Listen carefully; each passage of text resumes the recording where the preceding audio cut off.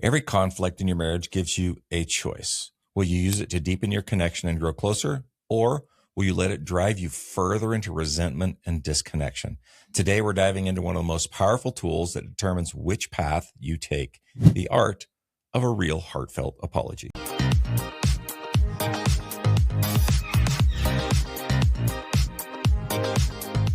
Welcome back to another episode of Master Your Marriage. Today we're talking about apologies that actually heal.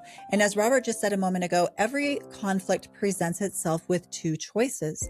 The first choice is to see conflict as an opportunity to fortify your relationship and then to grow you up as individuals.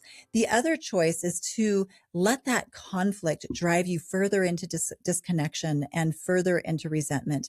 And those are really the only two options. Now, you may have thought to yourself, why can't we just not have any conflict at all? I mean, I wish I could tell you that that was possible, but it is not. I mean, you're two different people. Conflict is inevitable. And as we've discussed in our last episode, this is actually a good thing. Without conflict, a relationship is brittle. Conflict is what stretches us in becoming more loving and more understanding as a partner. And as a couple, it helps us develop the skills to stand the test of time together. Yeah, but we're not talking about the kind of conflict that is full of screaming and yelling and ugly harshness and contempt. Of course, being relational means that we're striving to develop a skill set to do conflict well so that it isn't causing more and more damage to the relationship. However, even in a good marriage, couples do mess up. Oh, yeah. And they can have ugly screaming matches, and they can say mean things to each other, and they can get critical and defensive. Healthy couples can do the same things that unhealthy couples do, but at some point they have to have a conversation where they recover from this hurt. The primary difference between the masters and the disasters in relationships is that the masters repair their interactions effectively. They don't say, well, you should just get over it. They actually do their best to try to do something about it. Mm-hmm. This is why repair, specifically apologies, are vital to the marriage relationship. So why else? These were some good reasons why apologizing is necessary, but why else would you want to get really good at apologizing? Well, in a nutshell, I would say there is nothing better for rebuilding trust in your marriage than becoming highly skilled at offering apologies. Now, Dr. John Gottman claims that partners in a relationship are actually only emotionally available to each other 9% of the time. So what that means is if you take all the times when I'm attuned and emotionally available, and you match that up with all the times when Robert is attuned and emotionally available, well, guess what? We're only lining up about 9% of the time. And this means that 91% of the time, our relationship is actually ripe for miscommunications, for misunderstandings, and for accidental hurts. And this is why transgressions happen in every single relationship, even the very best relationships. And this makes sense, especially in our relationship, because I don't know that I'm emotionally available 9% of the time. So maybe our number's less. Which means we're 95% of the chance that we're going to have a mistake, knowing me anyway. So the fact that conflict we've talked about is inevitable, and the fact that couples are not emotionally available to each other at the very least 91% of the time, it makes sense that marriages will not survive without some sort of a repair mechanism. And one of those mechanisms is a really good heartfelt apology. When apologies are done well, they signal that the relationship and your partner's feelings really matter more than the ego of being right. Mm-hmm. So think about, we've used this analogy before, think about your relationship a little bit like a bank account. If you think about it, transgressions and unresolved hurts, these are very expensive withdrawals from your bank account. And unless those hurts are repaired, they're going to accumulate into this large emotional debt.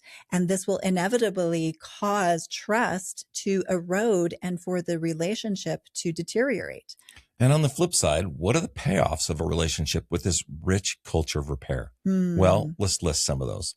The first is forgiveness. When one partner offers a sincere, heartfelt apology, the other is significantly more likely to forgive the offense.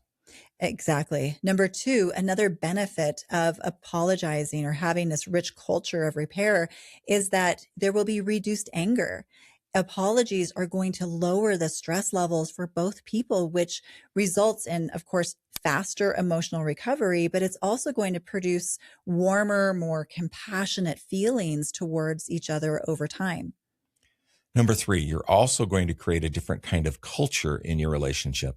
When you own up to what you did, when you express regret and commit to doing better, you create what John Gottman calls a culture of repair, which is the kind of relationship that still feels safe even when conflict shows up. Which is so important because it's going to show up. We're going to have conflict.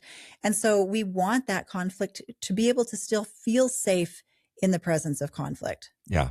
And then the fourth benefit is that on an individual level, offering a real apology also grows us up as the apologizer. So it's going to help us to build humility, to create a sense of self-respect within ourselves, and also to develop emotional maturity because it pushes us to act from our mature, wise adult self. So let's look at the science of apologies, and then we'll walk you through some steps of how to make a genuine, effective apology. Okay.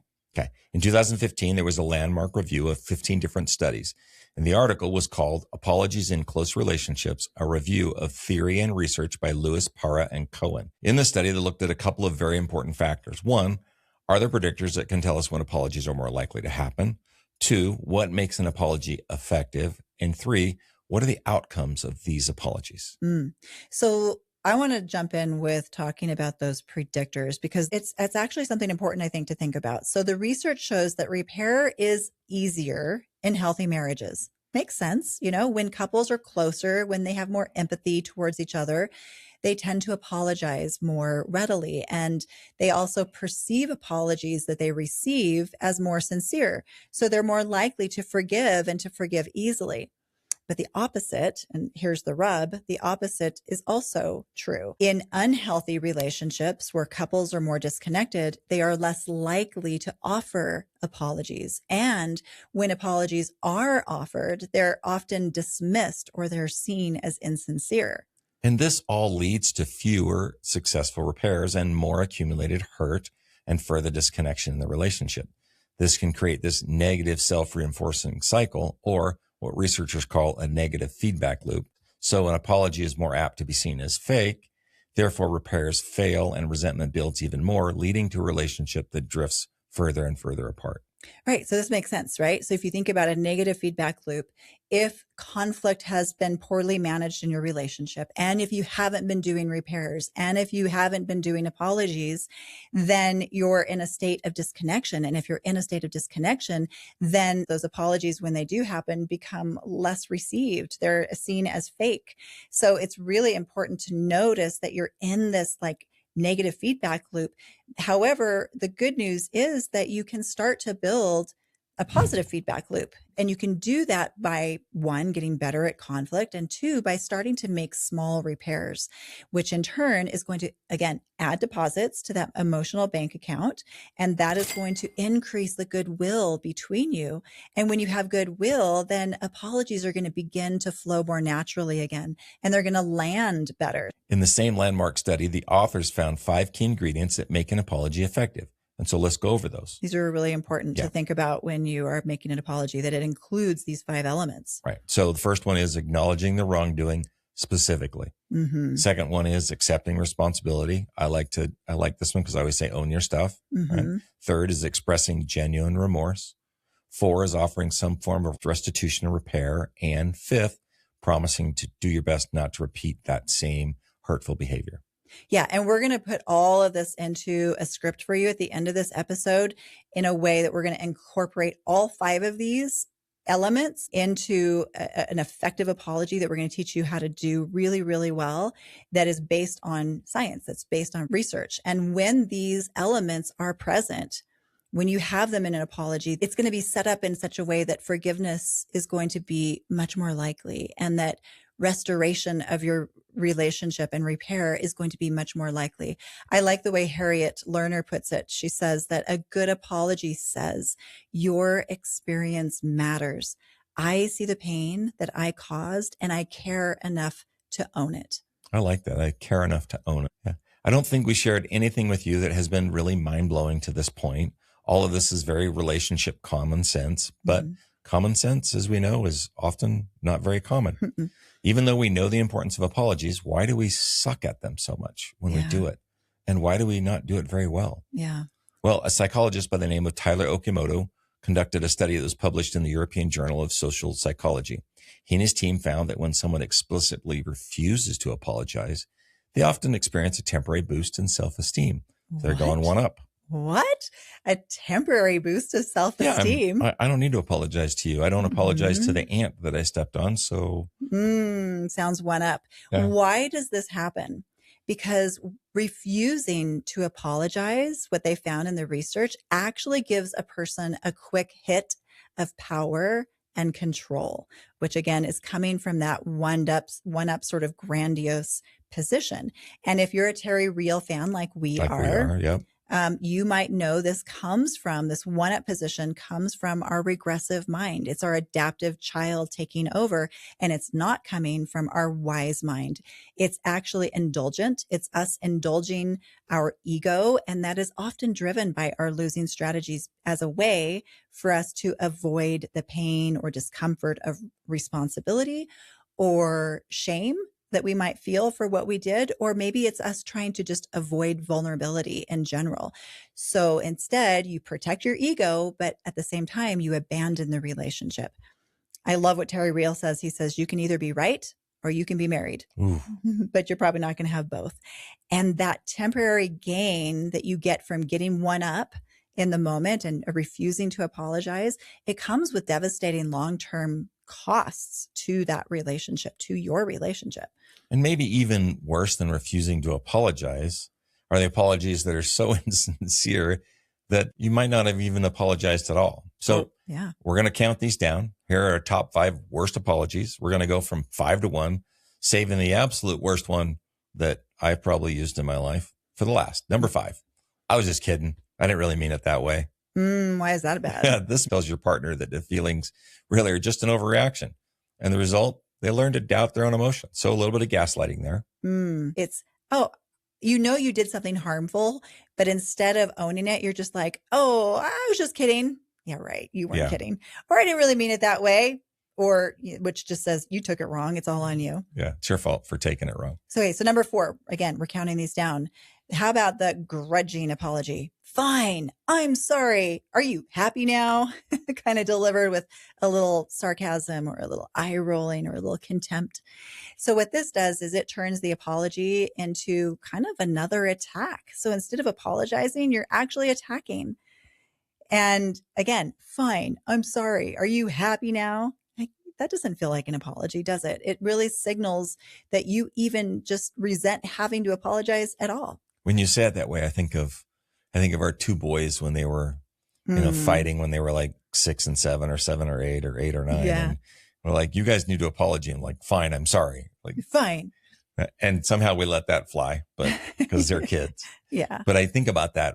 If I were to see a grown adult apologize that way, I would see the inner child. Yeah. Well, that's pretty much what it is. Pretty much. All right. Number 3. I'm sorry, but an example would be, I'm sorry I raised my voice, but you were pushing my buttons. The but cancels everything out that comes before it. This keeps defensiveness alive and well and warm in your relationship. Okay. Counting down. We're at number 2. Ooh, can't wait for number 1. I'm sorry you feel that way. Or I'm sorry if you were offended. Hear how passive aggressive that is? And what this does is it shifts the blame to your partner's feelings and how your partner's feelings are the problem, not your actions. And again, this is a subtle way to gaslight your partner. Yeah. All right. Number 1, the worst offender. I've already apologized. When are you going to just get over it? Oh, I'm pretty sure I've said that. I don't know. Which I think it's important to say, actually, when you say that sometimes there are things that we apologize for that maybe we weren't intentionally trying to hurt the other person, but it's important to remember that impact matters more than our intention. So when we say to our partner, oh, I've already apologized for that. When are you going to get over it? Yeah. Well, obviously the impact of your behavior still hurts them. Yeah. Yeah. So when we continue to repeat these non-apologies that are not, they're actually probably worse than not apologizing at all, it tells your partner that the relationship isn't worth the discomfort that you would feel by taking full accountability. And the research shows that these non-apologies can actually deepen resentment more even than the original offense. Whew, non-apologies suck your relationship dry. It does. Yeah. Whew. All right. Now that we've named all the really crappy apologies, let's talk about how to do an apology well so that your apology lands and actually heals the relationship. We want to give you a simple 4-step process that we've used for years. It's practical, it works, and it follows the key ingredients that we've talked about from the research. And before we actually go through these 4 steps, I just want to quick share an experience that I had just this last month doing this with someone. It wasn't Robert, but I want to say that because these steps apply to every relationship and they're so powerful with your kids. You guys, you can do these with your kids. I was the child that my mom never apologized to me, and it wrecked me going through life, never hearing my mom apologize. And it's one of the things I've tried to do better with my own kids. Yeah. But just recently I had I won't say who it was, but I needed to make an apology to someone close to me. And I just did these 4 steps, and we're going to go through these in just a minute. But the next day, this person came to me and said, "Can I talk to you?" I said, "Sure." And this person said to me, "I just wanted to tell you that I feel like our relationship is completely and totally repaired." And this was a situation that had been going on for a number of years. And that is the power of these steps. That is the power of following this 4-step apology process. That's just awesome. I remember that.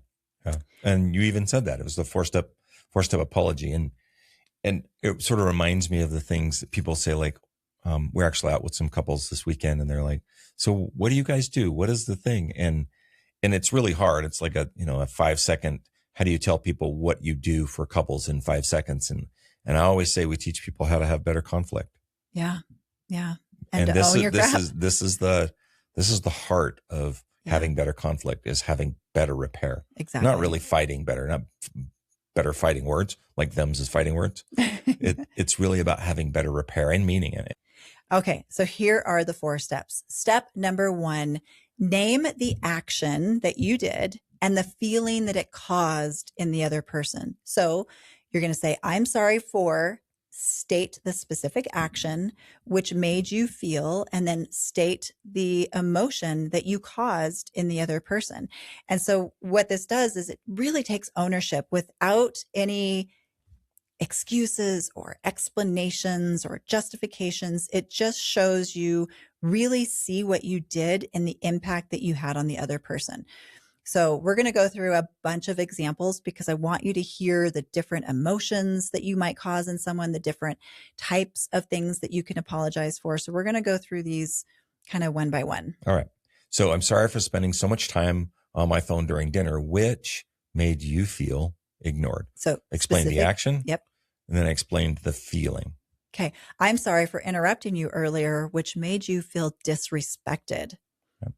"I'm sorry for not helping you with the kids' bedtime routine, which made you feel overwhelmed." "I'm sorry for dismissing your idea, which made you feel undervalued." And "I'm sorry for lying to you, which made you feel deceived." "I'm sorry for calling you names in the heat of the moment, which made you feel worthless." Ooh. So step 2, clearly state that you were wrong. This is my favorite part. And just say, "I was wrong." Keep it short and sincere. This step can feel a little bit uncomfortable because in the world that we live in, we're not really used to taking responsibility for our actions, especially if you're used to defending yourself, but it shows real accountability. Make sure that as you do this, you avoid minimizing or justifying your wrongdoing. Here's what this step sounds like. "I was wrong for putting my work ahead of our time together." I was wrong. So let's just kind of backtrack a little bit. Step 1 was, "I am sorry for," state the specific action and the emotion that it caused, then say, "I was wrong." So in this example you just gave, "I am sorry that I put my work ahead of you that made you feel undervalued. I was wrong for putting my work ahead of our time together." Yep. That would be putting those 2 steps together. Okay. Okay. Step number 3, ask how you can make it better. So, this could be a direct ask, like, tell me how I can make this better. Or you could be sharing maybe what you've come up with to move forward and prevent this from happening in the future. And what this does is, going back to the research, it turns that apology into a specific action of change that you're willing to do. So for example, moving forward, I am going to put my phone away after 7 o'clock on weeknights so that I can be more present. Okay. So step 3 was specific action. Right. Step 4, ask for forgiveness. Simply say, will you forgive me? And this is difficult for me because they're not always ready to forgive right away. So I sometimes, instead of saying, do you forgive me? I say, like, are we okay? And then, will you forgive me? Instead of, do you forgive me? So I give it a will instead of do. And it may take some time and it may be okay. And they may need to sit with it for a bit. But the important thing is that you've opened the door. You've given a heartfelt apology in a way that makes forgiveness possible and can draw you closer. All right. So I think we should just really quick restate these 4 steps without the examples. So step 1, I'm sorry for the specific action which made you feel this certain feeling. Number 2, I was wrong. Number 3, either how can I make this better, or this is what I'm going to do to make this better. Right. And number 4, will you forgive me? And when you use these 4 steps, you're not just saying you're sorry. You're making a deposit into your emotional bank account. You're helping to reverse the negative feedback loop and build a positive one in your relationship. And you're choosing to fortify the relationship instead of letting conflict push you further and further apart. This is what relational adulthood looks like. It's choosing repair over being right. And it's what separates the masters in relationships from the disasters in marriage.